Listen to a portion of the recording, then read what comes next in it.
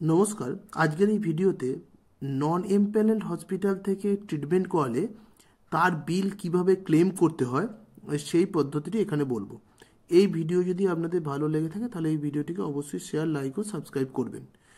এইটি করার আগে একটা জিনিস করতে হবে, সেটা হচ্ছে আপনাদের ট্রিটমেন্ট করানোর পরে অ্যানেক্সচার 2 আপনাদের সেই হসপিটাল থেকে ফিল আপ করিয়ে আনতে হবে।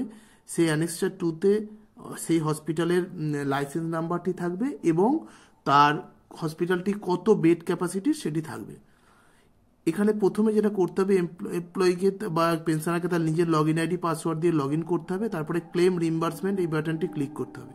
এইটি ক্লিক করে একটা ইন্টারফেস ওপেন হবে এবং প্রথমেই যেটা আছে দেখুন, whether this hospital is empanelled under WPHS, এটা ইয়েস নো হবে না, নো করতে হবে।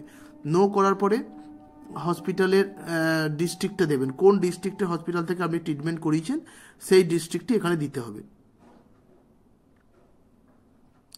এটির পরে হসপিটালের নাম দেবেন এবং তার অ্যাড্রেস দিতে হবে। নাম আর অ্যাড্রেস দেওয়ার পরে দেখুন এই তলাতে যেটা আছে ক্লিনিক্যাল এস্টাবলিশমেন্ট লাইসেন্স নাম্বার, এইখানে যেটা অ্যানেক্সচার 2তে যে লাইসেন্স নাম্বারটি আছে সেই লাইসেন্স নাম্বারটি দিতে হবে এবং লাইসেন্স ভ্যালিড আপ টু কোন ডেট, যেটা অ্যানেক্সচার 2তেই লেখা থাকবে সেই ডেটটি দিতে হবে।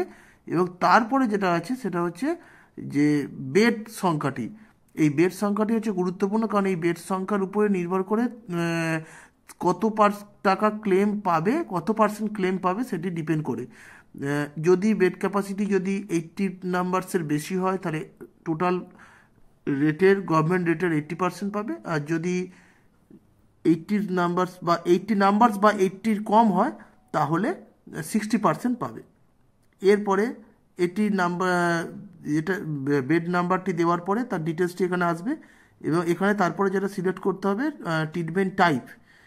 এখানে ট্রিটমেন্ট টাইপ সব শুধু ইনডোরই পাওয়া যায়, কারণ আপনারা জানেন যে নন এমপ্লয়েমেন্ট হসপিটালের ক্ষেত্রে কোনো রিলেটেড ওপিডি পাওয়া যায় না, বা ওপিডিও পাওয়া যাবে না, রিলেটেড ওপিডিও পাওয়া যাবে না। এরপরে এখানে অ্যাডমিশন ডেট দিতে হবে এবং ডিসচার্জ ডেট দিতে হবে। অ্যাডমিশন ডেট এবং ডিসচার্জ ডেট দেওয়ার পরে সিলেক্ট টাইপ অফ ডিসচার্জ, এটা normal, death, on risk, others. যদি নর্মাল হয় নর্মাল করবেন। তারপরে হচ্ছে টাইপ অফ ট্রিটমেন্ট, এখানে দেখবেন প্যাকেজ, নন প্যাকেজ আর বোথ। যদি প্যাকেজ হয় তাহলে প্যাকেজ সিলেক্ট করবেন, নন প্যাকেজ হয় নন প্যাকেজ করে সব ডিটেলসটি দিতে হবে।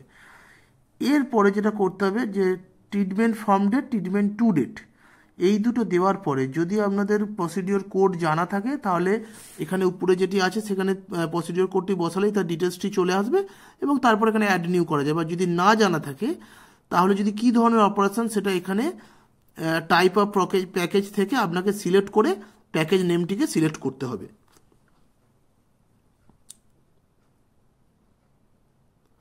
যদি গ্যাস্ট্রোএন্টারোলজি হয় তাহলে গ্যাস্ট্রোএন্টারোলজি সিলেক্ট করতে হবে এবং সেটি সিলেক্ট করার পরে প্যাকেজ নেম এখানে আছে সেটিকে সিলেক্ট করতে হবে। এইভাবেও করতে পারেন, অথবা যদি প্রসিডিওর কোড জানা থাকে ডাইরেক্ট প্রসিডিওর কোড পুট করেও করতে পারেন। এরপরে এখানে অ্যাড নিউ করতে হবে। এইটি অ্যাড নিউ করলে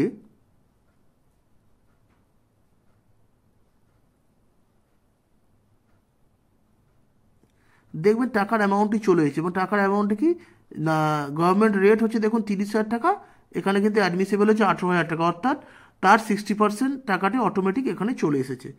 এরপরে যেটা করতে হবে টোটাল নাম্বার অফ ভাউচার্স, যতগুলো ভাউচার্স আছে সেটা দিতে হবে। এর সঙ্গে একটা জিনিস মনে রাখবেন, যদি কোনো ইমপ্ল্যান্স থাকে তাহলে ইমপ্ল্যান্সটা এখানে দিতে পারেন, না থাকলে দেওয়ার দরকার নেই। তারপরে ক্যালকুলেট বাটনটি ক্লিক করতে হবে, তাহলে ক্যালকুলেট হয়ে যাবে অ্যামাউন্টটি এবং তারপরে সেভ বাটনটি ক্লিক করতে হবে। সেভ বাটনটি ক্লিক করলে এটি সেভ হয়ে যাবে। এরপরে এরকম একটি ইন্টারফেস ওপেন হয়ে যাবে এবং সেখানে দেখুন জেনারেট অ্যাপ্লিকেশন ফর্ম আছে। এই জেনারেট অ্যাপ্লিকেশন ফর্মটি জেনারেট করে নিতে হবে পিডিএফের আকারে, যেখানে আপনাকে সাইন করে এটি জমা করতে হবে হার্ড কপি এবং তার সঙ্গে সমস্ত ভাউচার্স দিয়ে। এইরকম একটি পিডিএফের আকারে এই অ্যাপ্লিকেশন ফর্মটি জেনারেট হয়ে যাবে। এরপরে এই ক্লেমটিকে আপনাকে অনলাইনে সাবমিট করতে হবে। এটি সাবমিট বাটনটি ক্লিক করলেই এটি তার অফিসের অপারেটরের এন্ডে চলে আসবে। এটি হচ্ছে নন এমপ্লয়েমেন্ট হসপিটাল থেকে ক্লেম করার পদ্ধতি।